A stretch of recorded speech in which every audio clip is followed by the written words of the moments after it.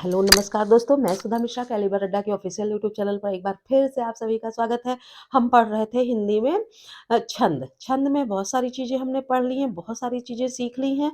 मात्रिक छंद हम पढ़ रहे थे, उसमें दोहा, सोरठा, रोला, चौपाई, कुंडलियाँ इतनी चीज़ें हो चुकी हैं और इतनी चीज़ें ही एग्ज़ाम में पूछी जाती हैं। इसके आगे की बात करें तो एग्ज़ाम में बहुत कम ही पूछने को चीज़ें आती हैं, पर जानकारी के लिए आपको इन चीज़ों का ज्ञान होना आवश्यक है। इसलिए मैं आगे की थोड़ी चीज़ें आपको बताऊँगी, थोड़ा जल्दी बताऊँगी, जिससे आपकी चीज़ें कवर हो जाएँ, जानकारी आपको रहे, आपके नोट्स में चीज़ें अवेलेबल रहें। पर एग्ज़ाम में फिर बता दे रही हूँ, बहुत कम पूछी जाती हैं, लेकिन आप जानकारी के लिए इनका ज्ञान रखिए। अगला हमारा है टॉपिक हरिगीतिका, ठीक है? अगला छंद कौन-सा है? हरिगीतिका। अब हम देख लेते हैं हरिगीतिका में क्या-क्या होता है। हमारा टॉपिक स्टार्ट करने से पहले एक बार फिर आपको याद दिला दूँ, लाइक लाइक तुरंत कर दीजिए, लाइक, शेयर, कमेंट करते रहिए और ये जानकारी सबको देते रहिए, दिलाते रहिए।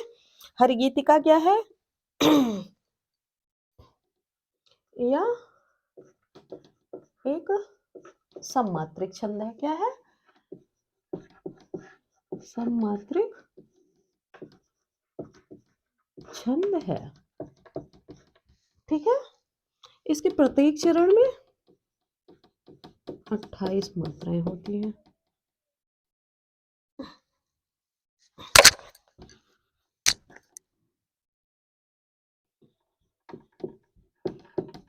इसके प्रत्येक चरण में 28 मात्राएँ, ठीक? नेक्स्ट इसकी क्वालिटी क्या होती है? नेक्स्ट है इसके अंत में एक लघु व गुरु होता है, ठीक है? ये इतनी बात हो गई है, पूरा कर दूँ, ठीक है? इतनी बात हो गई हरिगीतिका की। हरिगीतिका की अगर परिभाषा याद करेंगे तो आप कौन से पॉइंट याद रखने हैं आपको? यह एक सममात्रिक छंद है, प्रत्येक चरण में 28 मात्राएँ होती हैं और जो अंत होता है, अंत में एक लघु और एक गुरु होता है, ठीक है? ये मात्रा होना आवश्यक है। उदाहरण हम देख लेते हैं। देखिए,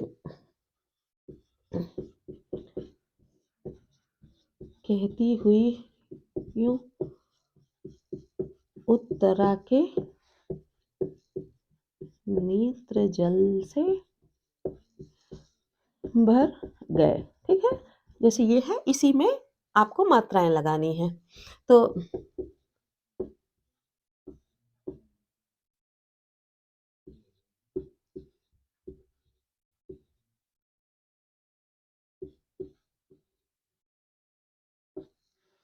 और ये देखिए अंत में क्या है? लघु और गुरु है, ठीक है? तो इतनी सी बात आपको ध्यान रखनी है।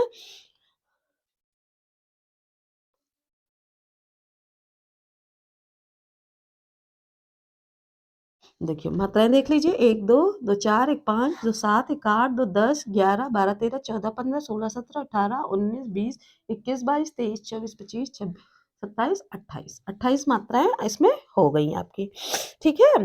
तो इस तरह से हमारी क्या हो गई? हमारी ये हरिगीतिका हो गई। अब हम नेक्स्ट बात करेंगे गीतिका की। इसको मैं रब कर दे रही हूँ। नेक्स्ट हमारा आता है गीतिका।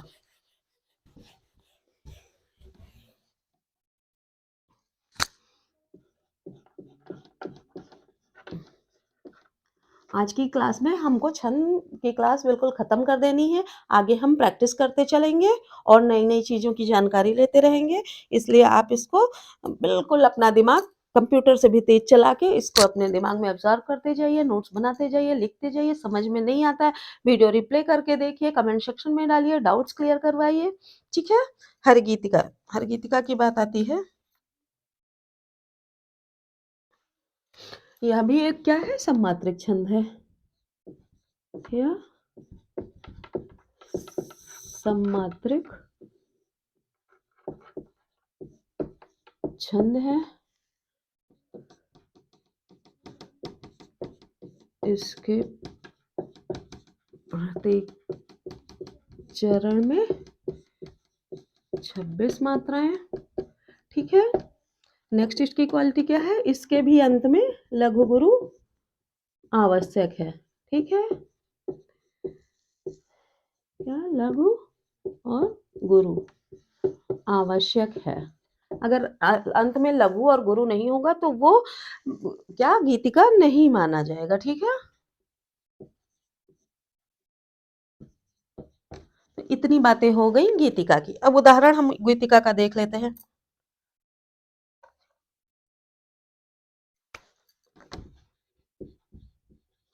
मातृभू सी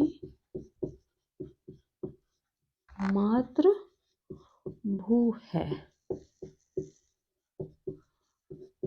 अन्य से तुलना नहीं। ठीक है, अब हम लघु गुरु की जो बात किए, लघु गुरु गुरु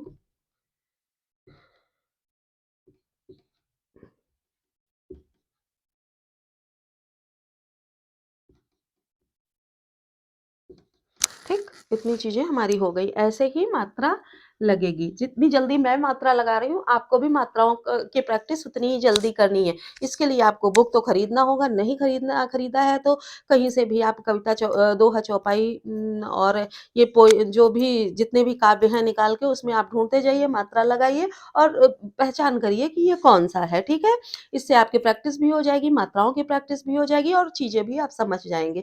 ठीक है, इसलिए आप इसमें क्या क्या चीजें हैं गीतिका की, या सममात्रिक छंद है, प्रत्येक चरण में 26 मात्राएं होती है, इसके अंत में लघु और गुरु का होना आवश्यक है। ठीक है, एक चीज और इसमें लिख लेंगे, इसके देखिए 14 व 12 मात्रा पे, जैसे यहाँ है मात्रा पे यति यति होती है। ठीक है, इतनी चीजें आप थोड़ा सा नोट कर लीजिए या स्क्रीनशॉट ले लीजिए। देख लीजिए 14 पे हमने यति लगाई है, 2 1 3 2 5 2 7 2 9 1 10 2 12 2 14, यानी कि 14 पे यति आ गई है। ऐसे ही इधर 12 है, 12 पे यति आ जाती है। ठीक है, अब मैं इसको रब करती हूँ। नेक्स्ट हमारा है, आई होप चीजें आपको समझ में आ ही रही होंगी, आपको ये चीजें समझनी ही हैं और जाननी है। ठीक है, नेक्स्ट हमारा आता है बर्वे।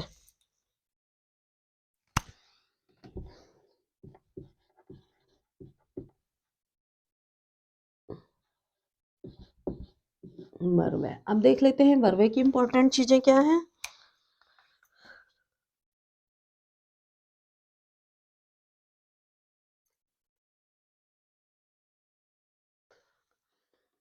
देखिए इसमें क्या होते हैं,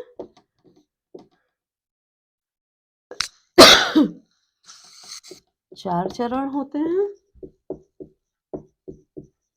ठीक है, इसके विषम चरण, विषम यानी 1 3 जैसे बताया है, विषम चरण में 12 व सम चरण में 7 मात्राएं।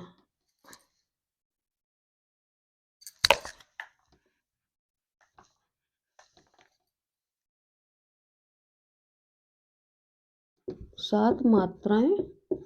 ठीक, नेक्स्ट चीज क्या है, अंत में इसके जो वाक्य का अंत होता है, अंत में जगण व तगण आने से इसमें मिठास आती है। ठीक है, जैसे किसी चीज को अच्छा बनाने के लिए उसमें कुछ डाला जाता है, वैसे इस बरवे को अच्छा बनाने के लिए क्या किया जाता है, अंत में जगड़ या तगड़ इंक्लूड किया जाता है। उससे क्या होता है, आवश्यक तो नहीं है, लेकिन जो इससे काव्य होता है वो बहुत अच्छा हो जाता है, यानी काव्य में मिठास आ जाती है। ठीक है, मिठास आती है। अब हम उदाहरण देख लेते हैं। इसको अर्ध सममात्रिक छंद कहा जाता है, क्योंकि 12 और 7 मात्राओं की बात की गई है।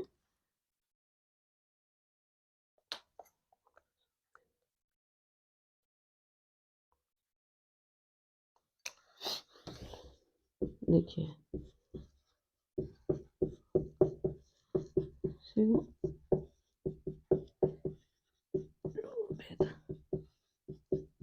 शिवा आधार। ठीक है, पूरा मैं नहीं लिख रही हूँ, पूरा लिखूँगी तो बहुत टाइम हो जाएगा और एग्ज़ाम में ये सारी चीज़ें आती नहीं हैं। आप बस यही होगा कि हाँ, इसमें कितनी अगर जिसके इतने चरण में ये होता है, मान लिया पूछ लिया विषम चरण में 12 और सम में 7 मात्राएँ होती हैं, वो क्या होता है? तो वो आपको बताना है, बरव्य होता है। ठीक है? अंत में जगड़-तगड़ आने से मिठास किसमें आती है? बरव्य में आती है। तो वो चीज़ें आपको जाननी आवश्यक है। ठीक है? या फिर गिन लेना है कि हाँ, कितनी मात्राएँ हैं, 2, 3 सॉरी। ठीक, देखिए अंत में जगड़-तगड़ आया कि नहीं आया? अंत में क्या है? तो ये माता राजभान सलगा, आप देख लीजिएगा। सलगा, इसको नहीं भूलिएगा। तो तगड़ या जगड़ आना है, तो देखिए क्या है इसमें? जगड़ है, ये देखिए जगड़ आपका है, यानी कि ये बरवै है और इसमें मिठास भी है। ठीक, इतनी बात आई समझ में? आई होप आपको समझ में आ गई होगी। अब मैं इसको रब करती हूँ। थोड़ा सा एक और बचता है उल्लाला, कभी वैसे एग्जाम में पूछा नहीं गया है पर आ भी सकता है। जानना हर चीज चाहिए,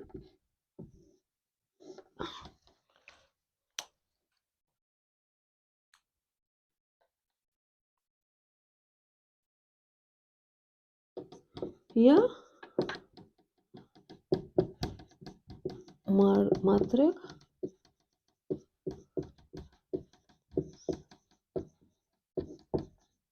छंद है। ठीक है।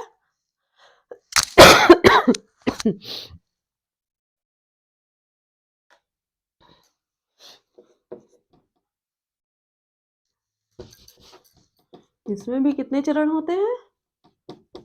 4 चरण। ठीक, मात्राएं कितनी? 56 मात्राएं। तो इतनी चीजें आपको याद रखनी है। ठीक, उदाहरण देखिए मैं एक बता देती हूँ।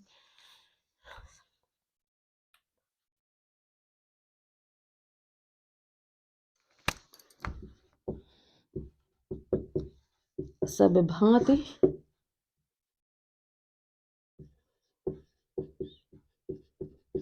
सुशासित हो जहां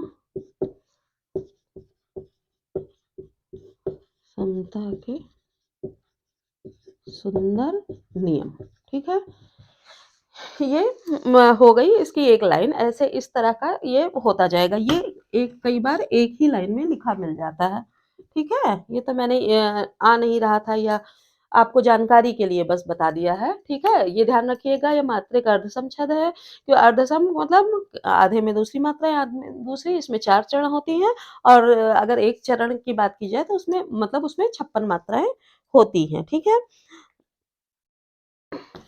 अब हम थोड़ा सा वर्णिक छंद पढ़ लेते हैं।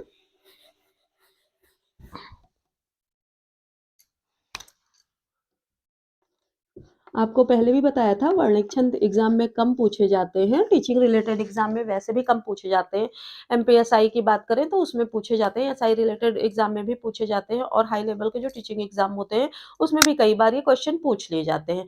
पर हम नॉर्मल एग्जाम की बात करें तो ऐसे क्वेश्चन कम पूछे जाते हैं, कम या कह लीजिए ना के बराबर ही पूछे जाते हैं। ठीक है, पर आपको जानकारी होनी आवश्यक है। ठीक है, वाणिक छंदों में पहला इसमें क्या होता है? वाणिक छंद, वर्ण मतलब अक्षर से हम वर्ण को लेते हैं। जैसे हमने का लिख दिया, ये एक वर्ण हो गया। ठीक है, इससे लिया गया है।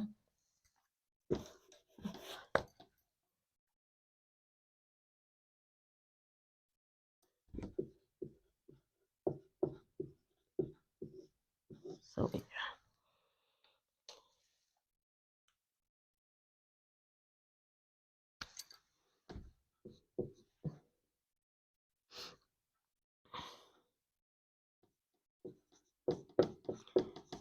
एक समवर्णिक छंद है, ठीक है। इसमें 22 से 26 वर्ण तक होते हैं, ठीक है। अंत में तुक होना आवश्यक है, ठीक है।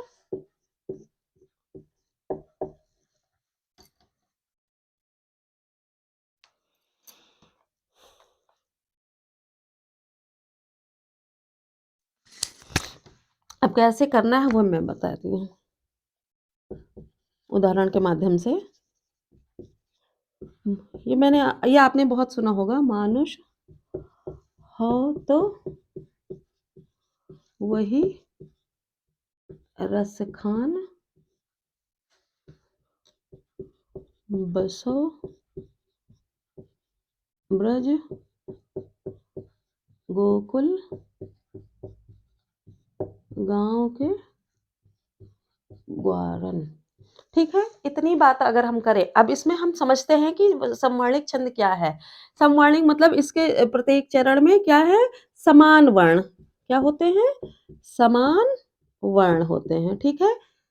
इसके जो जैसे जो चरण होते हैं, 4 चरण मान लेते हैं, 4 चरण में तो सब में समान वर्ण होंगे। अगर देखिए इस छंद को बनाने से पहले कवि को ये डिसाइड करना होता है कि 22 से लेके 26, मैंने कहा 22 से 26 तक वर्ण तक होते हैं, या 22 से 26 के बीच में उसे डिसाइड कर लेना होता है कि जो एक उसने बनाया सवैया, उसमें उसे 22 रखने हैं कि 23 रखने हैं, 24 रखने हैं, 25 रखने हैं कि 26 रखने हैं, कितने वर्ण ये डिसाइड कर लेना होता है, तो वो उतने ही वर्ण रखता है। ऐसा नहीं है किसी में 22 रख लिया, किसी में 23। अगर 22 रखा है तो सभी में 22 रखेगा, 23 रखा है तो सभी में 23 रखेगा, ठीक है। तो इस तरह इसका डिवीजन होता है, ठीक है। और अंत में क्या होता है, तुक मिलना। जैसे बानुष हो तो वही रसखान, बसो ब्रज गोकुल के गांव के ग्वारन,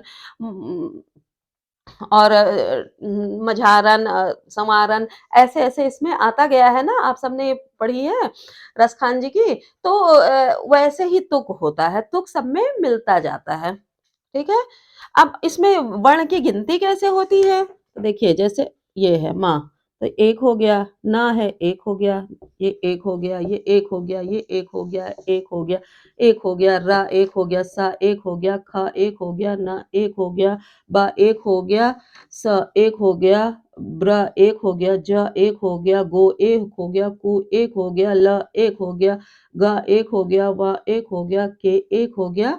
ये आधा अक्षर है, एक नहीं है तो हम इसकी काउंटिंग नहीं करेंगे, ये 0 रहेगा। ये एक हो गया, ये एक हो गया, ये एक हो गया, ठीक है। तो इस तरह हम काउंटिंग करेंगे। आई बात समझ में? थोड़ा सा आप देख लीजिए।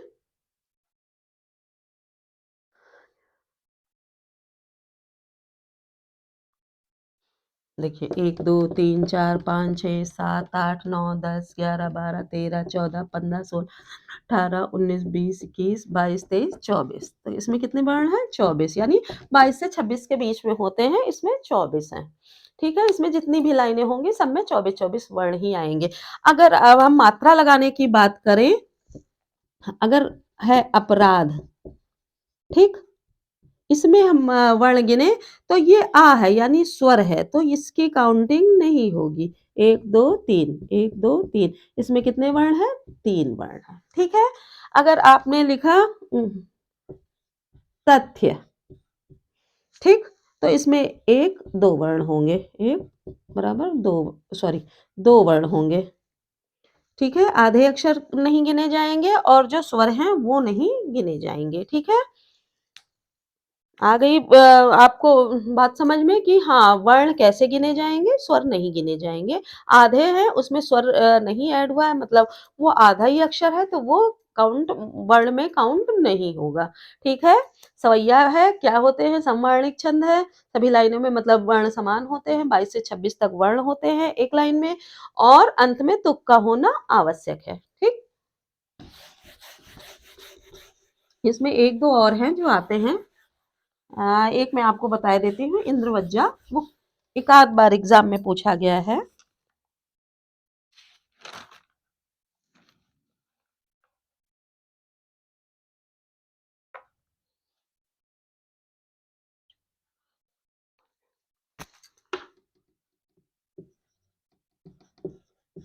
इंद्र वज्र।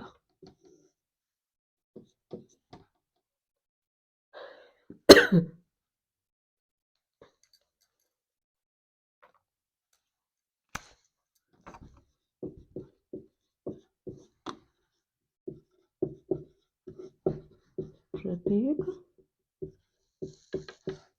चरण में 2 जगण व 1 तगड़ होना चाहिए। ठीक है, इसमें क्या होना चाहिए? जो जितने चरण होते हैं, प्रत्येक चरण में 2 जगड़ और 1 तगड़। जगड़ तगड़ कैसे निकालेंगे? यमाता राजभान सलगा। याद रखिएगा, इतनी बार तो मैंने ही बोल दिया है कि आपको यमाता राजभान सलगा याद ही हो गया होगा। ये सूत्र तो आपको आप दूसरे को समझाएंगे कि हाँ ये सूत्र है।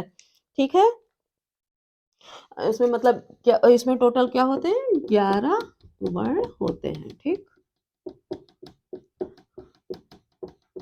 थोड़ा सा हम उदाहरण देख लेते हैं।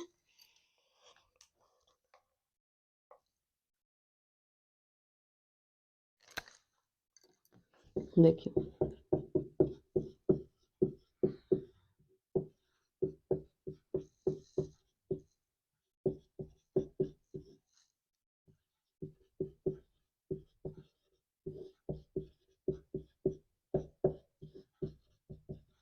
बनो न उदासी। ठीक है, इस तरह हमको ये देखना है कि हाँ, देखिए तुक भी मिल रहा है। और इस जो चरण होते हैं अंत में क्या है? जगड़ या तगड़ में से एक है। तगड़ की अगर हम बात कर लें तो देखिए ये या जगड़,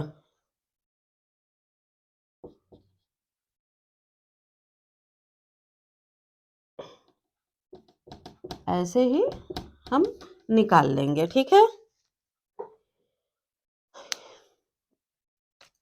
तो इतनी चीजें आपके समझ में आ गई। अब हम एक और देख लेते हैं, कवित्व होता है।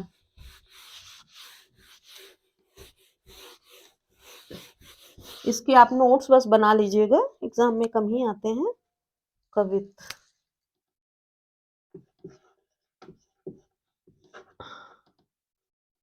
ठीक है,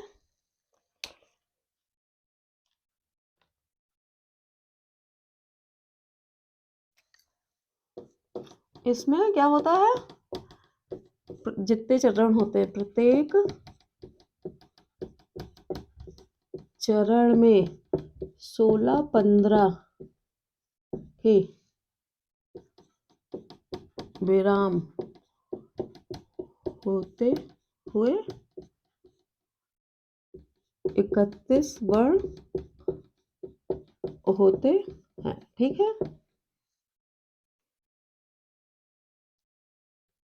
और जो चरण के का अंतिम वर्ण होता है, चरणांत का अंतिम वर्ण गुरु होता है। ठीक है,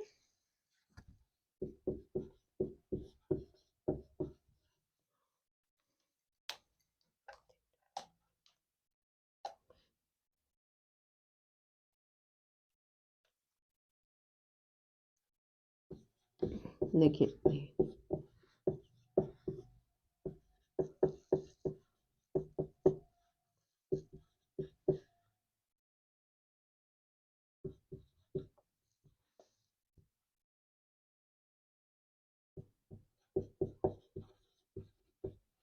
सुवर्ण मई।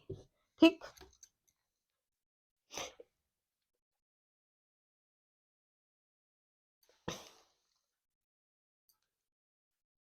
एक मिनट, सॉरी, यहाँ बेखत होगा।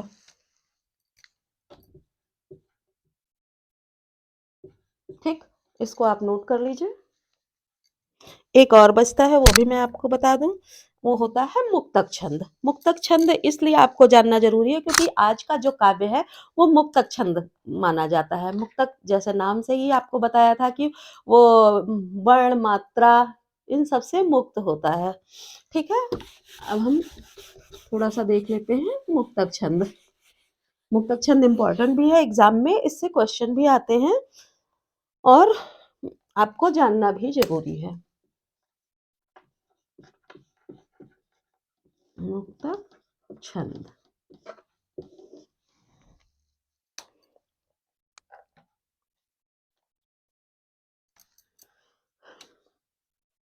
या वर्ण, मात्रा आदि से मुक्त होते हैं। ठीक है?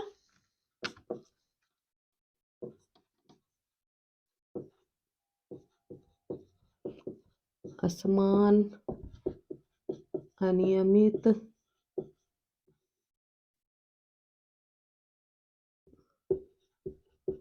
प्रवाह,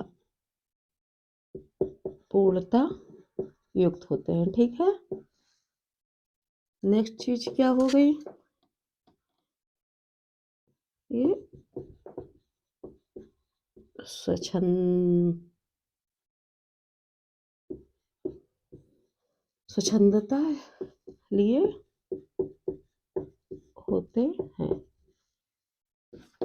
ये क्या है? आधुनिक काव्य है।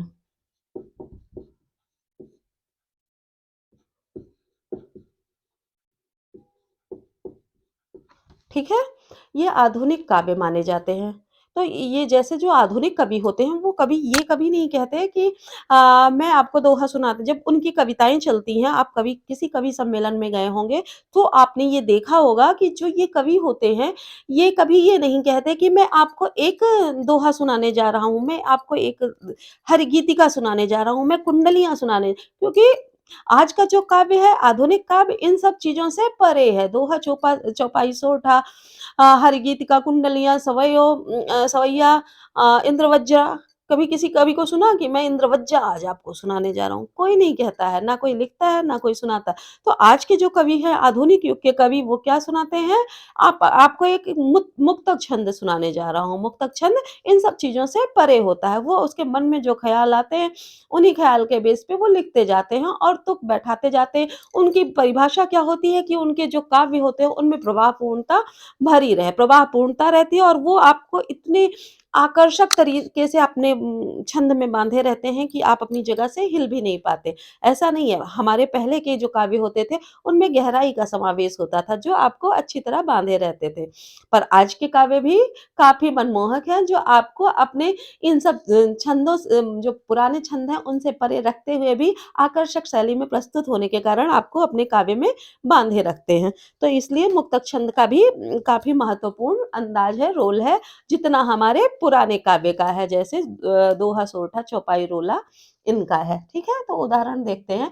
कल भी मैंने आपको बताया था वह तोड़ती पत्थर, एक्चुअली वो मुझे काफ़ी पसंद है। पंडित सूर्यकांत त्रिपाठी निराला जी की है। देखिए,